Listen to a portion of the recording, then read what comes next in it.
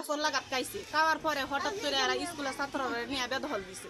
বেদখল দেওয়ার পরে মনে করেন আমরা সেনাবাহিনীর আতহন ক্ষমতা আইছে, আমরা সেনাবাহিনীর কাছে আবেদন করছি। আবেদন করার পরে মনে করেন সেনাবাহিনীরা আসছে, আইসা সাইরা মানুষ লিয়ে বসছে, বসে মেম্বার চেয়ারম্যান আইছে, আয়াসালে বইলে 3 দিনের হারা সময় দিছে নিছে।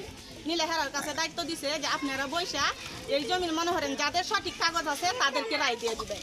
আমাদের শ্বশুরের সঠিক জমি কাগজ আছে, আমাদেরকে রায় দিয়ে গেছে। পরে আমরা খেতে আইছি জমির মেদে নাই মনে করেন দেখতে তো আছেন ঘর বাড়ি বানছি।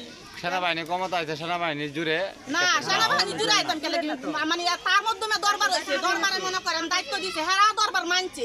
মানার পরে আমরা নামে মামলা করছি। মামলা করার পরে তো আমরা হেন জানাইছি যে হেরা আমরা নামে মামলা করছি। আমরা তো মনে করেন হেরা রায় দিছে, রায়ের কপি আছে, কপি লই আয় আমরা খেতে নামছি। আমরা তো অন্য কোনো সমস্যা নাই।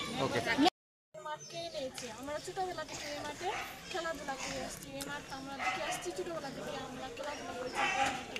তারা জোরপূর্বক আমাদের মাঠ দখল করে নিয়েছে। তারা আমরা স্কুল বন্ধ থাকাকালীন সময়ে শুক্রবার আর শনিবার তারা এখানে বল দিচ্ছে।